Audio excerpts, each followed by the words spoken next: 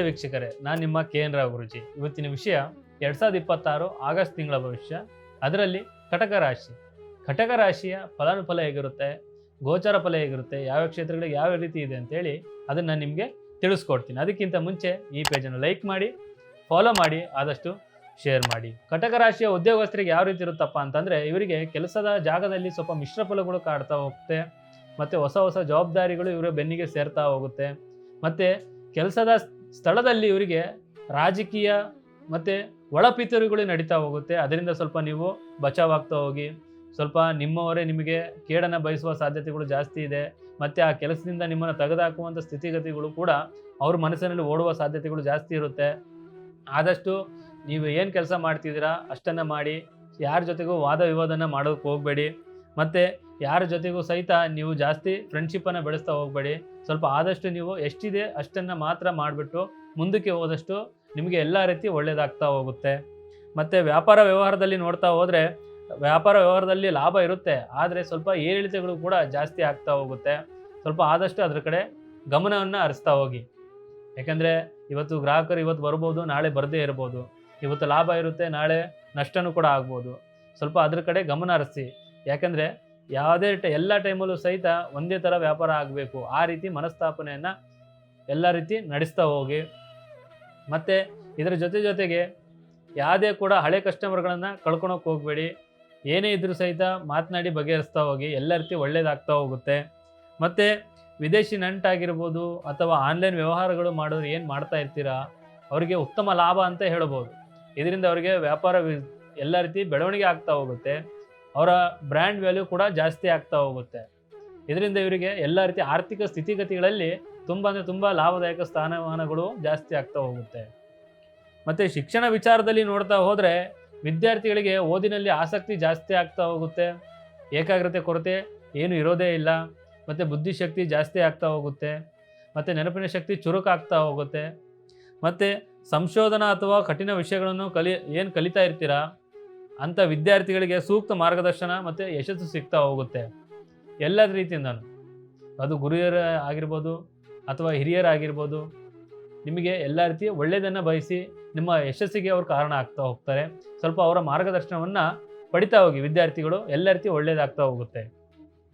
ಮತ್ತು ಸ್ಪರ್ಧಾತ್ಮಕ ಪರೀಕ್ಷೆ ಏನು ಬರಿತಾ ಇರ್ತೀರಾ, ಶ್ರಮಕ್ಕೆ ತಕ್ಕ ಫಲಿತಾಂಶ ಅಂತ ಹೇಳ್ಬೋದು. ನೀವೆಷ್ಟು ಪರಿಶ್ರಮ ಪಡ್ತೀರಾ ಅಷ್ಟು ನಿಮಗೆ ಫಲಿತಾಂಶ ಸಿಗ್ತಾ ಹೋಗುತ್ತೆ.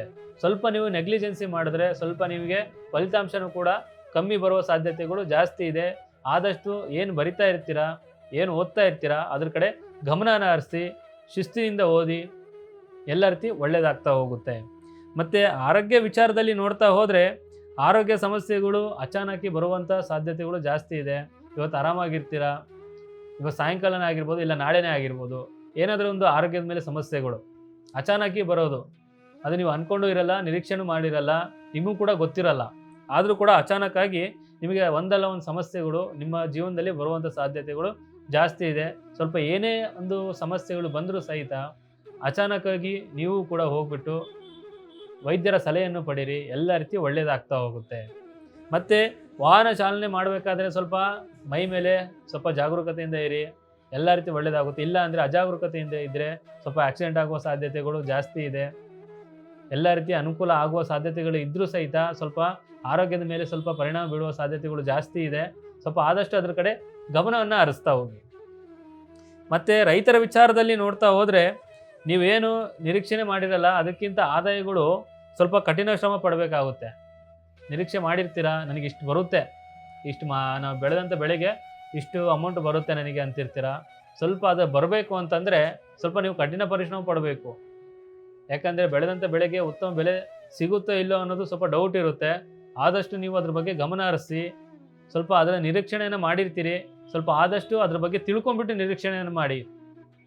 ಮತ್ತು ಹವಾಮಾನ ವೈಪರೀತ್ಯ ಅಥವಾ ಕೀಟ ಬಾಧೆಗಳಿಂದ ಬೆಳೆಗಳು ಹಾನಿಯಾಗದಂತೆ ಸ್ವಲ್ಪ ಮುನ್ನೆಚ್ಚರಿಕೆ ಕ್ರಮಗಳನ್ನು ಈಗಲೇ ವಹಿಸಿದಷ್ಟು ನಿಮಗೆ ಮುಂದೆ ಅನುಕೂಲ ಆಗ್ತಾ ಹೋಗುತ್ತೆ. ರೈತರು ಸ್ವಲ್ಪ ಆದಷ್ಟು ಅದ್ರ ಕಡೆ ಗಮನ ಹರಿಸಿ. ಯಾಕೆಂದರೆ ಬೆಳೆಗಳು ಬಂದ್ರೇ ನಿಮಗೆ ಲಾಭ, ಬೆಳೆಗಳು ಬಂದ್ರೇ ನಿಮಗೆ ಎಲ್ಲ ರೀತಿಯ ಅನುಕೂಲ ಆಗುವ ಸಾಧ್ಯತೆಗಳು ಜಾಸ್ತಿ ಇದೆ. ಅದೇ ನಿಮಗೆ ಹಾಳಾಗೋದ್ರೆ ನಿಮಗೆ ಅದರಿಂದ ಹಣಕಾಸಿನ ಸ್ಥಿತಿಗತಿಗಳು ಕೂಡ ಏರುಪೇರಾಗುತ್ತೆ. ಮತ್ತು ಆರೋಗ್ಯ ವಿಚಾರದಲ್ಲೂ ಕೂಡ ಏರುಪೇರಾಗುತ್ತೆ. ಸ್ವಲ್ಪ ಅದ್ರ ಕಡೆ ಗಮನವನ್ನು ಹರಿಸ್ತಾ ಹೋಗಿ. ಪ್ರೀತಿ ಪ್ರೇಮ ವಿಚಾರದಲ್ಲಿ ನೋಡ್ತಾ ಹೋದರೆ ಸಣ್ಣ ಪುಟ್ಟ ತಪ್ಪು ತಿಳುವಳಿಕೆಗಳು ಮೂಡ್ಬೋದು ಈ ತಿಂಗಳಲ್ಲಿ.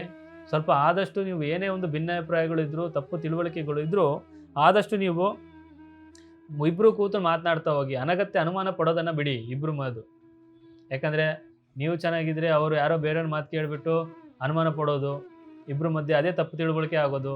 ನೀವು ಫ್ರೆಂಡ್ ಅಂತ ಬೇರೆಯವ್ರ ಹತ್ರ ಮಾತಾಡ್ತಿರ್ತೀರ, ಅವರು ನಿಮ್ಮ ಸಂಗಾತಿಯವರು ಅದನ್ನು ನೋಡಿಬಿಟ್ಟು ಬೇರೆ ಏನೋ ಒಂದು ಕಲ್ಪನೆಯನ್ನು ಮಾಡೋದು. ಇದರಿಂದ ತಪ್ಪು ತಿಳುವಳಿಕೆ ಆಗ್ತಾ ಹೋಗುತ್ತೆ. ಸ್ವಲ್ಪ ಆದಷ್ಟು ನೀವು ಏನೇ ಇದ್ರೂ ಸಹಿತ ಮಾತನಾಡಿ ಬಗೆಹರಿಸಿ, ಎಲ್ಲ ರೀತಿ ಒಳ್ಳೆಯದಾಗುತ್ತೆ. ಇಲ್ಲಾಂದರೆ ಸುಮ್ಮನೆ ದೂರ ನೀವೊಂದು ಕಡೆ ಅವರೊಂದು ಕಡೆ ಹೋಗೋದ್ರಿಂದ ಸಮಸ್ಯೆಗಳು ಇನ್ನೂ ಜಾಸ್ತಿ ಆಗುತ್ತೆ ವಿನಃ ಕಮ್ಮಿ ಅಂತೂ ಆಗೋದಿಲ್ಲ. ಇನ್ನೂ ದೂರನೇ ಆಗ್ತಾ ಹೋಗ್ತೀರಾ. ಅದಕ್ಕೆ ಹೇಳೋದು, ಸ್ವಲ್ಪ ಆದಷ್ಟು ಕೂತು ಮಾತನಾಡಿ, ಎಲ್ಲ ರೀತಿ ಒಳ್ಳೆಯದಾಗ್ತಾ ಹೋಗುತ್ತೆ. ಮತ್ತು ಮದುವೆ ವಿಚಾರದಲ್ಲಿ ನೋಡ್ತಾ ಹೋದರೆ ಕಂಕಣ ಭಾಗ್ಯ ಕೂಡಿ ಬರುವ ಸಾಧ್ಯತೆಗಳು ಜಾಸ್ತಿ ಇದೆ. ಕಟಕ ರಾಶಿಯವರಿಗೆ ಎಲ್ಲ ರೀತಿ ಅನುಕೂಲ ಆಗುವ ಸಾಧ್ಯತೆಗಳು ಜಾಸ್ತಿ ಇದೆ. ಮತ್ತು ಏನು ಮದುವೆ ಆಗಿರ್ತೀರ ಅವ್ರ ಮಧ್ಯೆ ನೋಡ್ತಾ ಹೋದರೆ, ವಿವಾಹ ದಂಪತಿಗಳ ಮದುವೆ ನೋಡ್ತಾ ಇದ್ದರೆ ಪರಸ್ಪರ ಗೌರವ ಹೆಚ್ಚಾಗ್ತಾ ಹೋಗುತ್ತೆ. ಕುಟುಂಬದಲ್ಲಿ ಶುಭ ಕಾರ್ಯ ಆಗುವ ಸಾಧ್ಯತೆಗಳು ಕೂಡ ಜಾಸ್ತಿ ಇದೆ. ಸ್ವಲ್ಪ ಅದ್ರ ಕಡೆ ಗಮನ ಹರಿಸಿ, ಎಲ್ಲ ರೀತಿ ಒಳ್ಳೆಯದಾಗ್ತಾ ಹೋಗುತ್ತೆ. ಏನೇ ಒಂದು ಭಿನ್ನಾಭಿಪ್ರಾಯಗಳಾಗಿರ್ಬೋದು, ಏನೇ ಒಂದು ಮನಸ್ತಾಪಗಳು ಆಗಿರ್ಬೋದು, ಏನೇ ಒಂದು ಕಿರಿಕಿರಿ ಆಗ್ತಾ ಇರ್ಬೋದು, ಮನೆಯಲ್ಲಿ ಶಾಂತಿ ಇರದೇ ಇರ್ಬೋದು, ಏನೇ ಇದ್ರೂ ಸಹಿತ ಎಲ್ಲ ರೀತಿ ದೂರವಾಗಿ ಇಬ್ಬರ ಮಧ್ಯೆ ಪರಸ್ಪರ ನಂಬಿಕೆ ಗೌರವ ಜಾಸ್ತಿ ಆಗ್ತಾ ಹೋಗುತ್ತೆ. ಅಕಸ್ಮಾತ್ ಏನೋ ಶುಭ ಕಾರ್ಯಗಳಾಗಿರ್ಬೋದು, ಎಲ್ಲ ರೀತಿ ಕೂಡಿ ಮಾಡೋದ್ರಿಂದ, ಕುಟುಂಬದವರು ಕೂಡಿ ಮಾಡೋದ್ರಿಂದ ಎಲ್ಲ ರೀತಿ ಇನ್ನೂ ಚೆನ್ನಾಗಿ ಆಗ್ತಾ ಹೋಗುತ್ತೆ ಶುಭ ಕಾರ್ಯಕ್ರಮಗಳು. ಮತ್ತು ಹಣಕಾಸಿನ ವಿಚಾರದಲ್ಲಿ ನೋಡ್ತಾ ಹೋದರೆ ಧನದ ಲಾಭ ಎಲ್ಲ ರೀತಿ ಚೆನ್ನಾಗಿದ್ದರೂ ಸಹಿತ ಅಷ್ಟೇ ವೇಗವಾಗಿ ನಿಮಗೆ ಅಚಾನಕ್ಕಾಗಿ ನಿರೀಕ್ಷಣೆ ಮಾಡಿರಲ್ಲ ಖರ್ಚು ವೆಚ್ಚಗಳು ಜಾಸ್ತಿ ಆಗ್ತಾ ಹೋಗುತ್ತೆ. ಅದು ವೈದ್ಯಕೀಯ ಖರ್ಚಾಗಿರ್ಬೋದು, ಇಲ್ಲ ಪ್ರಯಾಣ ಮಾಡೋದು ಅಂದರೆ ಟ್ರಾವೆಲಿಂಗ್ ಮಾಡೋ ಖರ್ಚು ವೆಚ್ಚಗಳಾಗಿರ್ಬೋದು, ಮನೆ ರಿಪೇರಿ ಖರ್ಚು ವೆಚ್ಚಗಳಾಗಿರ್ಬೋದು, ಏನೇ ಒಂದು ಅಚಾನಕ್ಕಾಗಿ ಒಟ್ಟಿನಲ್ಲಿ ಈ ತಿಂಗಳು ಸ್ವಲ್ಪ ಖರ್ಚು ವೆಚ್ಚಗಳು ಜಾಸ್ತಿ ಬರ್ತಾ ಹೋಗುತ್ತೆ. ಆದಷ್ಟು ಅದ್ರ ಕಡೆ ಗಮನವನ್ನು ಹರಿಸ್ತಾ ಹೋಗಿ.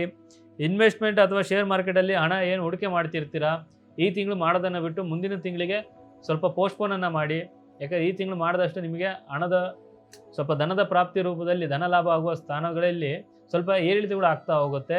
ಆದಷ್ಟು ನೀವು ಮುಂದಕ್ಕೆ ಅದನ್ನು ದೂಡಿ, ಎಲ್ಲ ರೀತಿ ಒಳ್ಳೆಯದಾಗ್ತಾ ಹೋಗುತ್ತೆ.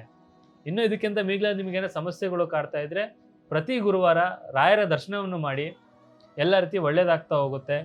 ಮತ್ತು ಇದಕ್ಕೆಲ್ಲ ಮೀಗಲಾದದ್ದು, ನಿಮ್ಮ ಮನೆಯಲ್ಲಿ ಶಾಂತಿ ಇಲ್ವಾ, ಮಾಟ ಮಂತ್ರ ದೋಷಗಳಿಂದ ಭಾಳ ನೊಂದು ಬೆಂದು ಹೋಗಿದ್ದೀರಾ, ಮತ್ತು ನಿಮ್ಮ ದಾಂಪತ್ಯ ಜೀವನದಲ್ಲಿ ಬಿರುಕಾಗ್ತಾ ಇದೆಯಾ, ಮತ್ತು ಪ್ರೀತಿ ಪ್ರೇಮ ವಿಚಾರದಲ್ಲಿ ದೂರವಾಗ್ತಿದ್ದೀರಾ, ಮತ್ತು ನಿಮ್ಮ ಮಕ್ಕಳು ನಿಮ್ಮ ಮಾತು ಕೇಳ್ತಾ ಇಲ್ವಾ, ಮತ್ತು ಇನ್ನೂ ಏನಾರು ಸಮಸ್ಯೆಗಳು ಜಾಸ್ತಿ ಕಾಣ್ತಾ ಇದ್ದರೆ ಒಮ್ಮೆ ನಮ್ಮನ್ನು ಸಂಪರ್ಕಿಸಿ.